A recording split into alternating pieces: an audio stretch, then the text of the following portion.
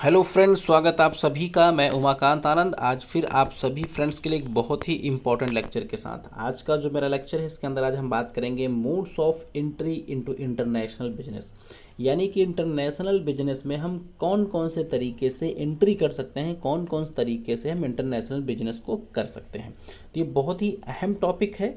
इस वजह से भी ये अहम टॉपिक है क्योंकि यूजीसी का ये फेवरेट टॉपिक है। यूजीसी नेट कॉमर्स के अंदर ये क्वेश्चन बहुत बार पूछा गया है। ये क्वेश्चन कई तरीके से पूछा गया। कभी तो ये पूछा गया कि निम्नलिखित में से कौन सा मोड है इंटरनेशनल बिजनेस में एंट्री करने का। ये कभी क्वेश्चन ऐसे पूछा गया कि 4 ऑप्शन में से पूछा गया कि इसमें से कौन सा सबसे कम रिस्की है। कभी ये पूछ लिया गया कि इसमें से कौन सा सबसे ज़्यादा रिस्की है। तो अलग अलग तरीके से क्वेश्चन इससे एग्ज़ाम के अंदर पूछा जाता रहा है। तो इस लेक्चर के अंदर कोशिश ये होगी कि हर वो तरीका क्वेश्चन बनने का, जैसे जैसे क्वेश्चन बन सकता है, हर उस तरीके से संबंधित सारे फैक्ट्स को हम लोग यहाँ पे देखेंगे। और मुझे उम्मीद है कि पूरा लेक्चर देखने के बाद इस टॉपिक से जुड़ी कोई भी समस्या आपकी नहीं होगी। और अगर कोई क्वेश्चन डायरेक्टली एग्ज़ाम में पूछा जाता है तो मेक श्योर आप उसका सही आंसर कर पाएंगे। तो चलिए लेक्चर को स्टार्ट करते हैं। और अगर बात करें हम लोग इंटरनेशनल बिजनेस में एंट्री की, तो इंटरनेशनल में बिजनेस एंट्री करने के बहुत सारे तरीके हैं। अब उन सारे तरीकों में से कुछ अहम और कुछ इंपॉर्टेंट तरीकों को यहाँ पे कंसिडर किया जा रहा है। तो कुछ तरीके हैं जिसमें direct export, licensing, international agent, distributor, joint venture, strategic aliens and foreign direct investment. ये कुछ ऐसी चीज़ें हैं जिनको हम लोग यहाँ पे कंसिडर कर रहे हैं। अब इसमें कुछ चीज़ें देखनी है आपको।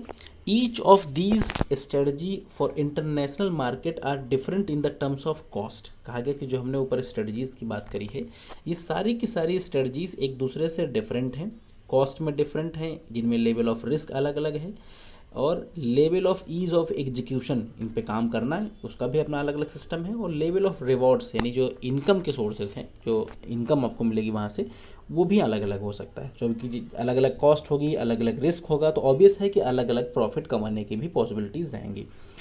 अब अगर हम लोग बात करें कुछ इससे संबंधित कुछ चीज़ों की, जैसे कि यहाँ पे एक बहुत ही अहम चीज़ है। हमने क्या किया कि 5 जो बेसिकली मेथड्स हैं, उन 5 मेथड्स को लेकर एक चार्ट आपके लिए तैयार किया गया है। और इस चार्ट से क्या होगा कि इस चार्ट में आपको जो इन्फॉर्मेशन दी गई है वो इस तरीके से सेट की गई है कि आपको ये कंफर्म होता रहेगा कि मिनिमम रिस्क किस में है और मैक्सिमम रिस्क किस में है। ये चार्ट इस तरीके से बनाया गया कि मिनिमम और मैक्सिमम रिस्क को आप बहुत आसानी से समझ सकते हैं। जैसे जो इनडायरेक्ट एक्सपोर्ट है, इसमें सबसे मिनिमम रिस्क है। लाइसेंसिंग एंड फ्रेंचाइजी में उससे थोड़ा ज़्यादा रिस्क है। डायरेक्ट एक्सपोर्टिंग में उससे ज़्यादा रिस्क है। और जॉइंट वेंचर में उससे भी ज़्यादा रिस्क है। और डायरेक्ट इन्वेस्टमेंट में सबसे ज़्यादा रिस्क है। ये क्वेश्चन एग्ज़ाम के अंदर डायरेक्टली पूछा गया था। 4 ऑप्शन दिए थे, उसमें डायरेक्ट एक्सपोर्टिंग ऑप्शन भी था। और यही क्वेश्चन में पूछा गया था कि सबसे मिनिमम रिस्क जो है वो किस मोड ऑफ एंट्री के अंदर है। तो जॉइंट वेंचर वगैरह उसमें ऑप्शन में थे, लेकिन सही ऑप्शन उसका जो था इनडायरेक्ट एक्सपोर्टिंग था। अब इनके बारे में थोड़ा थोड़ा सा हम देखेंगे तो आपको आइडिया लगेगा कि ये मिनिमम रिस्क है तो आखिर वो क्यों रिस्क है। एक एक करके इन चीज़ों को डिटेल में देखेंगे, इनके फ़ायदे नुकसान सब चीज़ों पर इसमें हम बात करेंगे। तो जो डायरेक्ट एक्सपोर्टिंग है उसको देखिए। Direct exporting involve you directly export your goods और product to other overseas market, यानी आप अपने प्रोडक्ट को दूसरे देश के अंदर डायरेक्टली या इनडायरेक्टली किसी तरीके से आप उस प्रोडक्ट को सेल कर रहे हैं। उसे आप इनडायरेक्टली कहें तो उसे आप डायरेक्ट सेल कह सकते हैं। यानी कोई प्रोडक्ट आपका दूसरे देश के अंदर जाके सेल हो रहा है तो उसे हम क्या बोलेंगे, डायरेक्ट एक्सपोर्टिंग। यानी डायरेक्ट एक्सपोर्टिंग क्या, आपका कोई प्रोडक्ट जो है वो डायरेक्टली वहाँ पे जाके सेल हो रहा है तो वो क्या हो जाएगा, डायरेक्ट एक्सपोर्टिंग।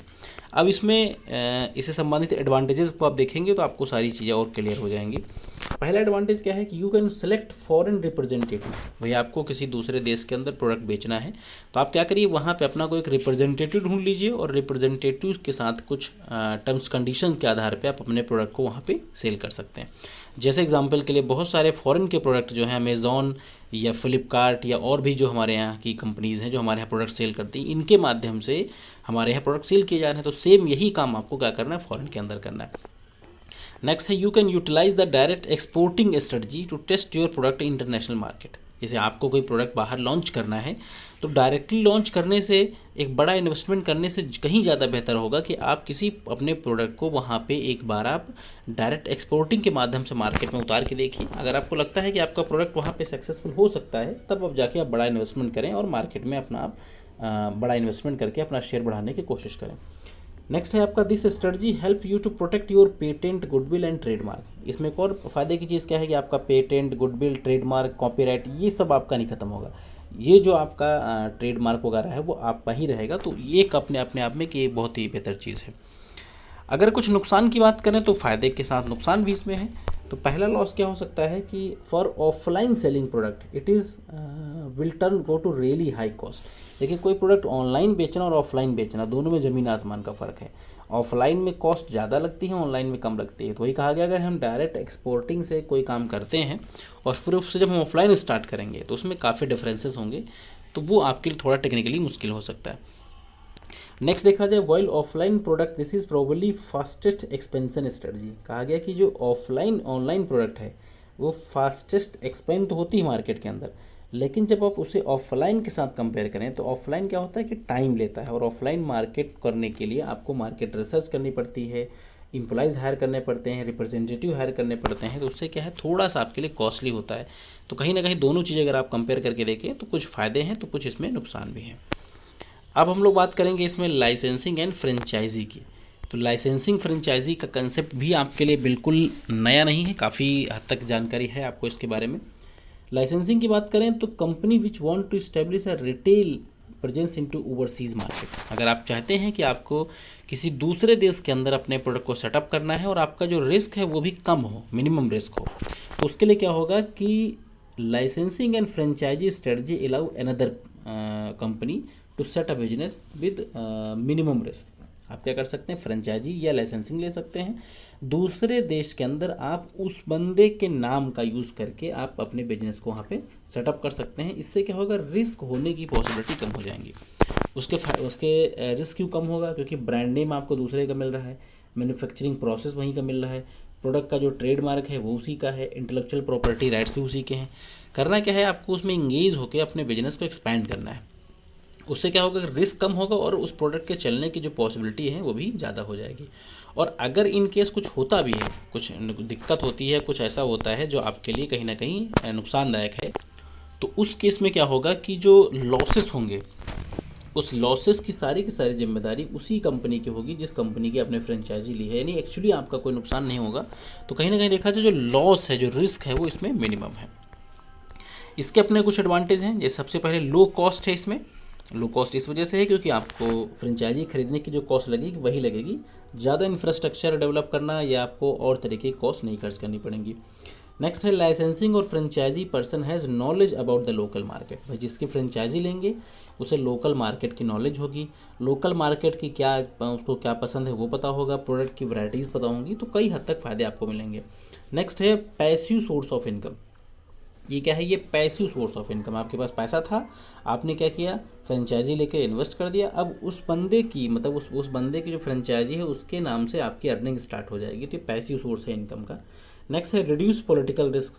इसमें क्या है, पॉलिटिकल रिस्क कम हो जाती है। जिस देश के अंदर आप बिजनेस कर रहे हैं, अगर वहाँ की कंपनी का ऑलरेडी उस देश के अंदर सिस्टम है, सिस्टम को समझते हैं और सिस्टम के हिसाब से काम कर रहे हैं, तो अब पॉलिटिकली कोई रिस्क नहीं है, आप आसानी से बिजनेस को सेटअप कर सकते हैं। जो भी कुछ होता है मैटर तो वो अपने स्तर से उससे सुलझा लेंगे।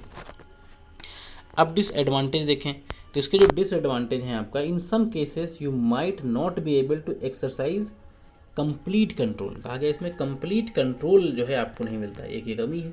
भाई आप अगर किसी के फ्रेंचाइजी लेंगे तो उसके बनाए गए रूल्स एंड रेगुलेशन पे काम करेंगे, आप अपने ढंग से नहीं काम कर सकते हैं। तो ये क्या एक ड्रॉबैक भी है।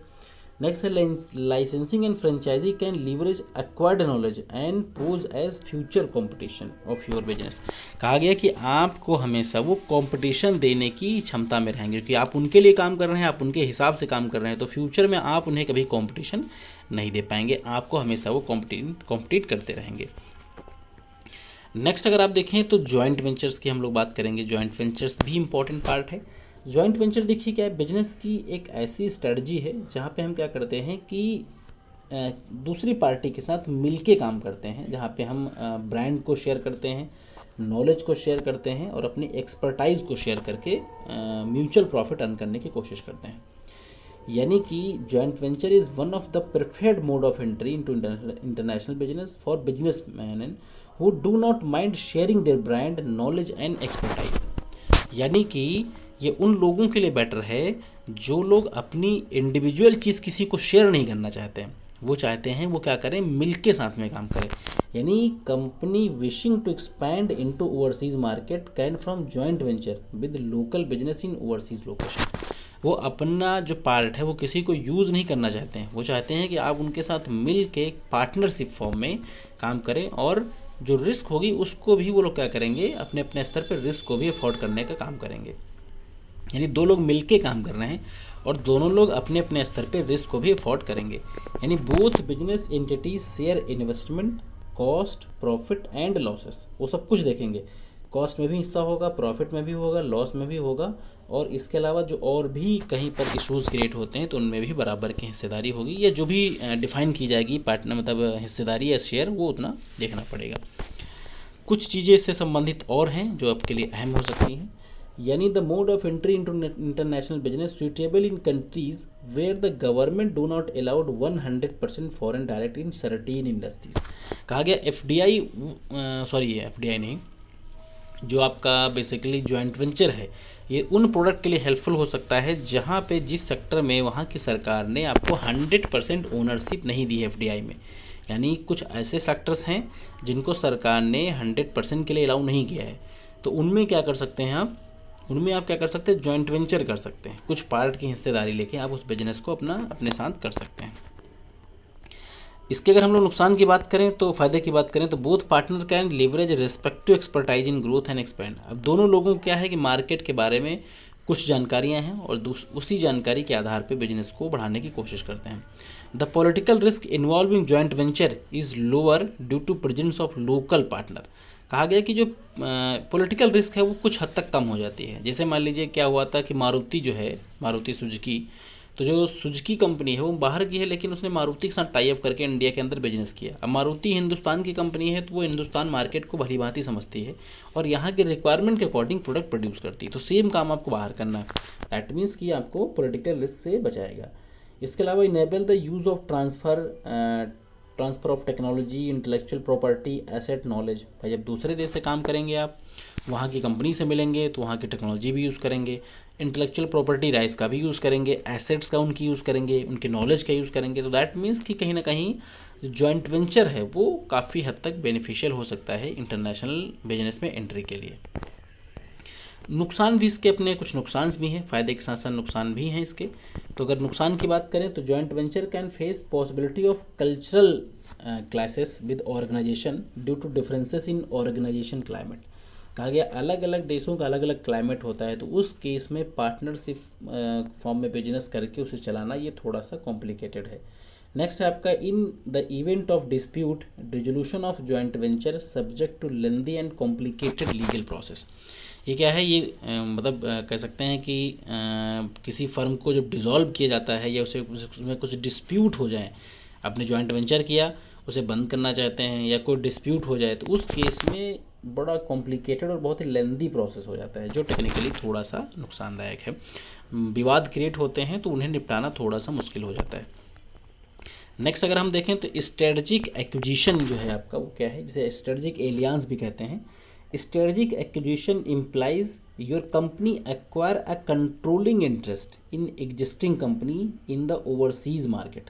यानी किसी एग्जिस्टिंग कंपनी को क्या कर रहे हैं, ये उसमें कंट्रोलिंग करने का काम इनको मिल रहा है।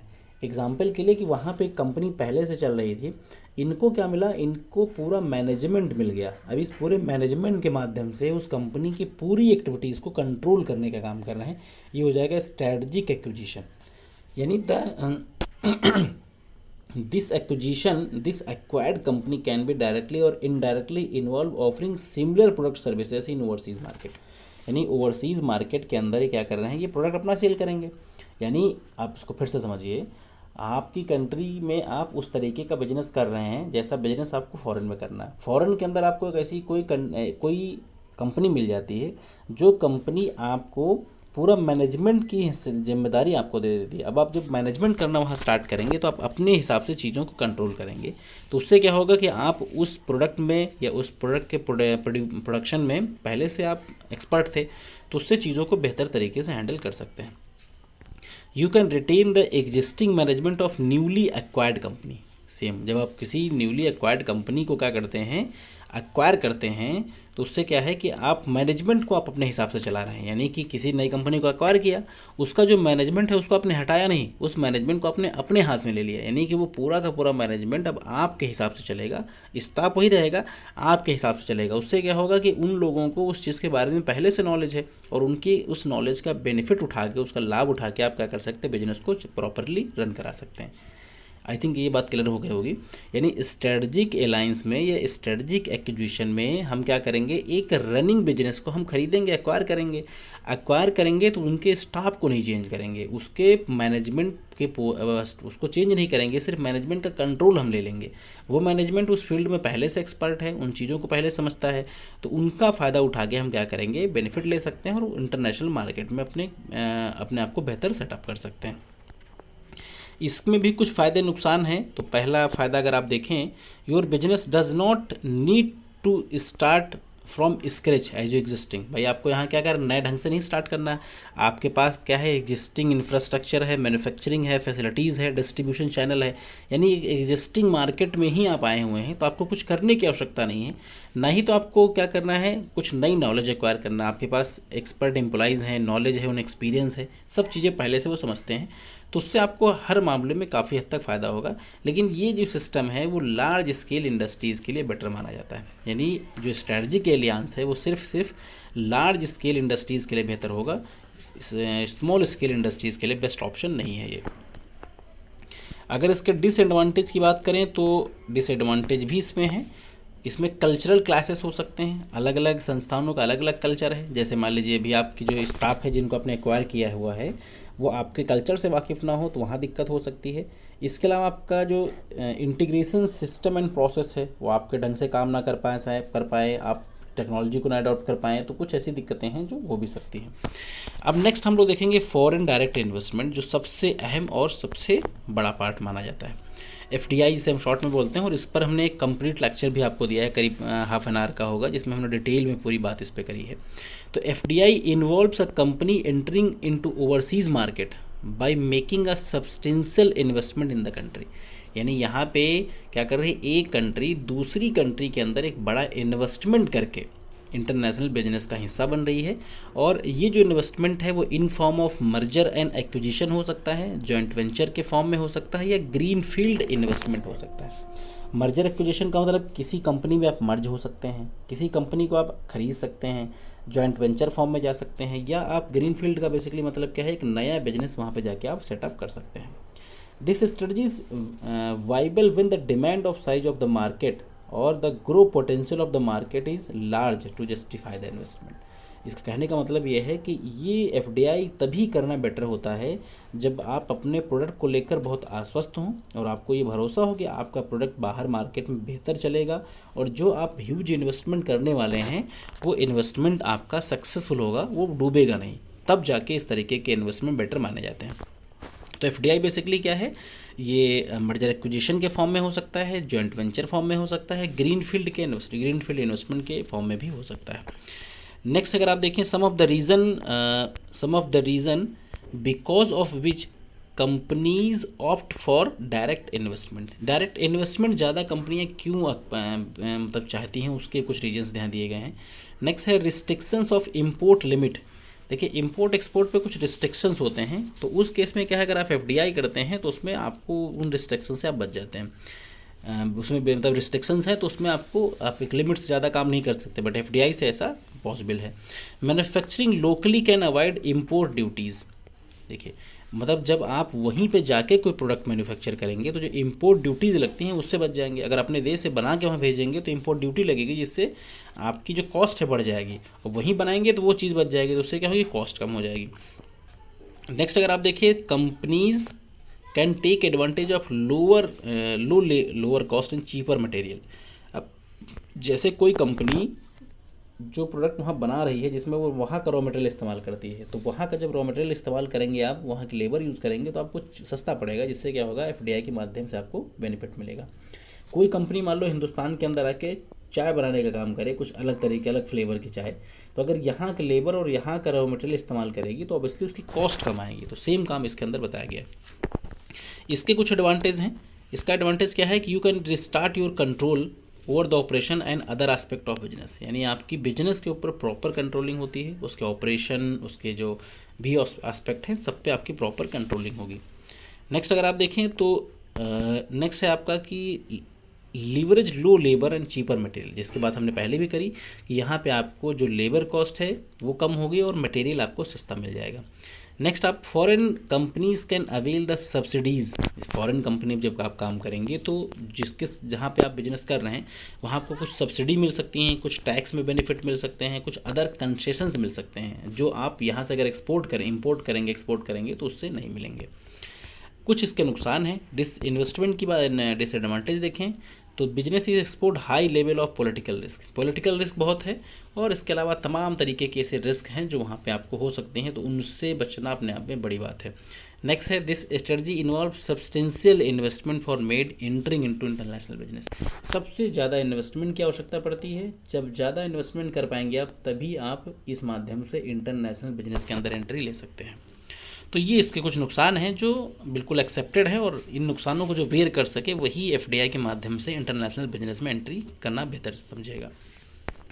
तो इस लेक्चर के अंदर हम लोगों ने आज इतना डिस्कशन किया कि ये बेसिकली इंटरनेशनल बिजनेस में हम कितने माध्यम से एंट्री कर सकते हैं, और उनके बारे में कुछ जो इंपॉर्टेंट फैक्ट्स थे उनको इस क्लास के अंदर डिस्कस किया गया। उम्मीद है लेक्चर आपके लिए हेल्पफुल रहा होगा और नॉलेजेबल रहा होगा। लेक्चर अच्छा लगा हो तो इसे लाइक शेयर कर सकते हैं, और चैनल को अगर सब्सक्राइब ना किया हो तो आप कर लें, ताकि इस तरीके के जो लेक्चर्स हैं आपको उनका नोटिफिकेशन आपको मिलता रहे। So thanks for watching this video. Have a nice day.